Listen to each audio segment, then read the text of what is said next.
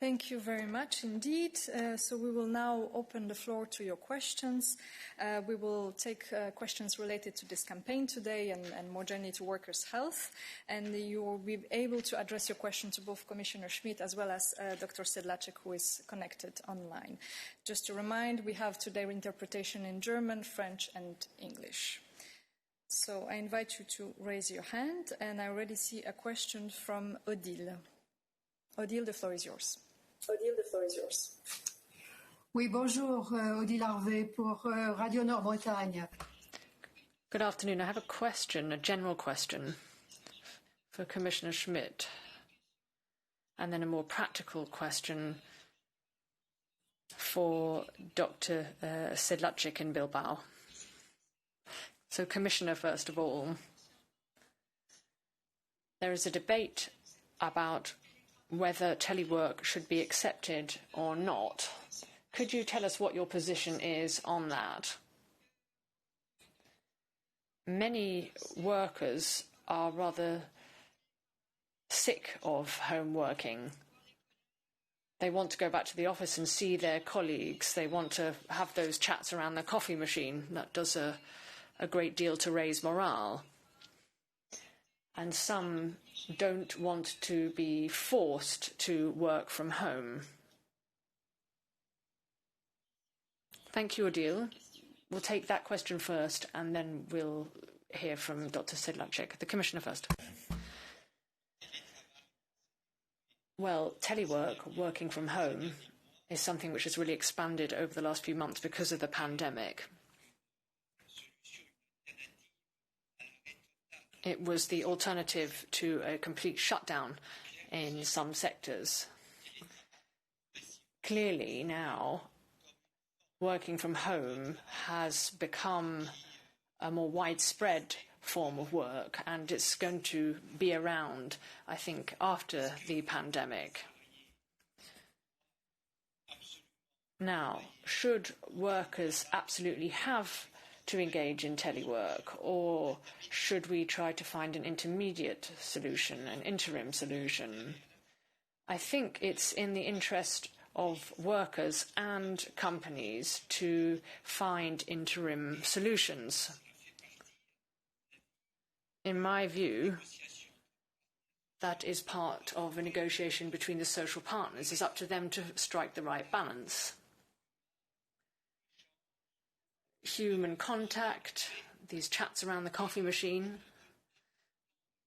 play an important role in the workings of a company, and they help create relationships and promote exchanges of views within companies. That's of benefit to all. Now, in the case of some countries, such as France, I think social partners have sat down together to talk about the modalities, the details of telework. And once we have put this pandemic behind us, we need to strike a proper balance between the different modes of work. Merci, Commissaire. Thank you, Commissioner. Odile, we'll come back to you again for your second question, please. Question is the following. In the recommendations that you're putting forward, if someone accepts to work from home, can you require your employer to provide you with, say, a larger screen or an ergonomic chair? You said that your campaign concentrates on MSDs, but there are also people who are complaining about the fact that they're spending so much time in front of a screen that they have problems with their eyes because of blue light and that kind of thing. So could you just give us some examples, perhaps some precise examples in your recommendations? And will these recommendations have to be applied by employers, or are they just recommendations? Thanks. Merci, Odile. Thank you, Odile. Thank you, Odile, for the question. Yes, we get also information about people not feeling really well, sitting all the time in front of the screen, sitting at home, also because of the maybe social environment. So what we have done, and which is of course a great help for employers and of course for employees sitting at home and teleworking. That means there is a checklist and a guidance on our website, which should be used by employers and workers to get the workplace at home right. You can, as I said also in my presentation, some of the measures are simple, some they are not linked to a lot of. Seems like we have lost the connection with Dr. Sedlatschek. We will try to reconnect.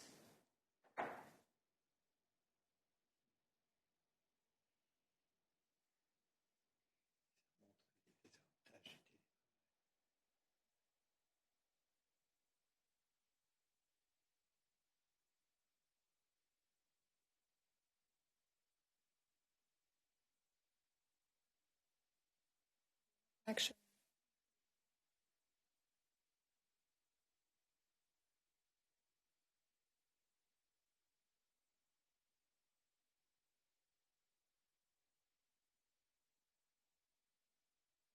So unfortunately, I'm being told that Dr. Sedlatschek has a connection problem currently, which she's trying to fix. So hopefully we'll be able to go back to her so that she can finish the answer she was providing to Odile. I will try now to take a question from Ottmar Pichler, hoping that it's a question for the Commissioner. Ottmar, the floor is yours. Good afternoon from Vienna. Einen wunderschönen Nachmittag aus Wien. Clearly. My name is Ottmar Bichler. I'm representing Gesunde Arbeit. We have been a media partner for several campaigns now, and we will also be supporting the new campaign. My questions go to Commissioner Schmit, and if Director Sedlatschek is available, to her also. What are the costs of MSDs per year in the European Union? Can you give us a specific number?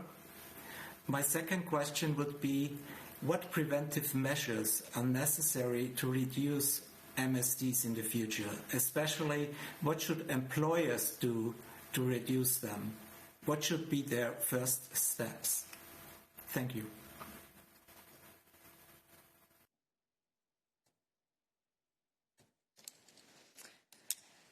Well, on the cost first, I do not have figures at hand now, but I remember from previous exercises in previous functions, it's a question about billions of euros. Of lost working days, principally, and also the cost of medical treatments and so on. So it's quite a huge cost above the human cost. It's an economic cost. It's a cost for our social securities in terms of health insurance. It's a question of billions of euros. So I do not have the exact figure at hand. The second question was? What preventive measures should employers take? Well, I think this has already been mentioned. I think there are special equipments which can be used to prevent these problems. This is possible for those who are sitting in front of their screens. You can have equipment which is much more adapted and which are preventive. There is also, as Dr. Sedlatschek said, you should have the right to have regular pulses. There are also now equipment for those who have to take heavy loads. To help them to take heavy loads. I have seen this kind of equipment, especially in construction, but also in hospitals or in the care institutions. You know that now we are robotizing a lot of activities. And here, especially in Japan, they have already a lot of robots precisely to help the nurses or those who are working in this care activities, precisely to prevent lifting people, and which can have disastrous consequences for their health, especially in that area. Thank you, Commissioner. I understand that we have Dr. Sedlatschek back with us, so we will reconnect again. Sorry for the technical problems. Sorry. Perhaps you could... Sorry, there were some technical problems. Indeed, that happens. And perhaps you can finish the answer you were providing to Odile on her previous question. And yes. I don't know where it stopped, but only for Odile to summarize once again. The employer has an obligation to assist employees at home when they are teleworking. And if the employer asks people to stay at home under these circumstances, then of course they need assistance. But there are, as I also mentioned, the website. Our website provides really full information, I would say, and practical information how to improve the workplace at home. I mentioned it also in my presentation that it can be quite simple. For example, the light in the room, or the chair, or how to put the screen on a table or in an office. So there are several recommendations, and once again, the employer has to give assistance to the employee. Thank you very much, Doctor. We, in the meantime, have received a question also from Mr. Ottmar Pichler, who was asking for costs of MSDs per year. I don't know if you have any specific numbers you could give us today. Otherwise, also a question which was already answered by Commissioner, but if you want to provide any further details on the type of preventive measures and first steps that employers should take to reduce MSDs. So back to you, Doctor. The question on the costs, I can't say it really concretely, but they are very, of course, very high. And you know, the figures are quite different from member state to member state. But you can get this information also via our website. I don't have the concrete numbers. The second one was on, as I understood, on practical measures to take. And here, once again, I would like to stress the information given via our website. There are a variety of measures you can take. Of course, when teleworking at home, it's a bit more difficult. It has to be adapted to the environment people are living and then working. But it can be equipment. As I said, it is light. It is the work organization. The ergonomics at workplace level, and I think it's important to stress that also psychosocial risks are influencing the development of musculoskeletal disorders. That means also the working environment, the relation with colleagues and with the superiors. So there are several factors influencing the workplace and, of course, the health and safety of people. Thank you very much. I see actually follow-up questions on my screen from Ottmar Pichler. Ottmar, please go ahead.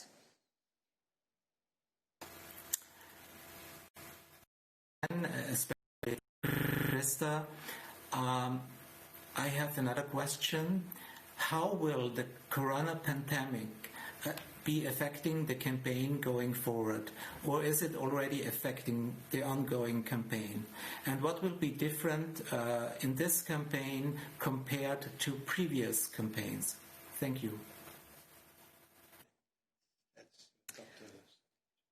Dr. Sedlatschek. Yeah. Yes.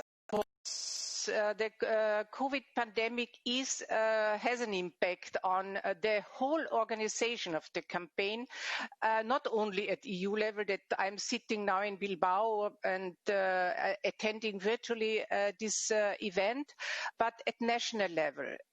In all countries, of course, there's the problem that no meetings are taking place and will take for a while in person, so face-to-face meeting. All is virtual meetings, and of course this makes life not easier. But and I have again thanked the focal points, for example. They are now organizing together with EU-OSHA and assistance of EU-OSHA virtual meetings or even trainings, but this has an impact. Another impact is, of course, that we have in parallel the situation of the pandemic, and we are keen, and this is also in strong agreement with the Commission and Commissioner Schmit, that of course we have to include into this campaign the aspect of the pandemic. That means teleworking, working at home, what can be done to improve the situation. So it's not only a unique campaign because it takes now 2 full years, which is good because the topic is huge. But it will also, of course, be organized quite differently. But I'm quite positive what I see at national level, that focal points and also board members from our management board and all our partners are putting a lot of efforts to organize virtual meetings or trainings. And I think that's great. That's great. But we will see the outcome and afterwards the evaluation of this campaign. As I said, everybody is who partners and focal points are really engaged and motivated to make it a big campaign and important campaign. Thank you very much. I'll give the floor again to Odile, who has a follow-up question. Odile. Yes, Dr. Sedlatschek. Do you have any special guidance for young couples who have to be teleworking and with, toddlers or babies around them in small apartments sometimes, and in some countries, like for instance in Spain, they could not go out at all. They couldn't have the grandparents come over to give a hand, or maybe the house help to give a hand, and they had to look after the toddlers and the babies while while performing teleworking. Now, do you have any special indication for those young couples? Thank you. Thank you. We will connect again with Dr. Sedlatschek. I think in our publications, but I will come back to you later on, we indicate, for example, if the social environment is in a way that you have organized children, family and work, then it's clear it can't be done in a way of 100% performance. So important is that employers send a clear message that working under such circumstances, the workplace and also working hours and work organization has to be adapted to the needs of people working at home.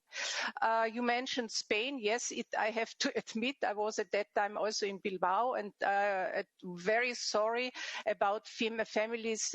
They have to stay at home. And I know from all colleagues in the agency who are also living in Bilbao and staying at home with children, they had to adapt their work organization according to the needs, also needs of family and children.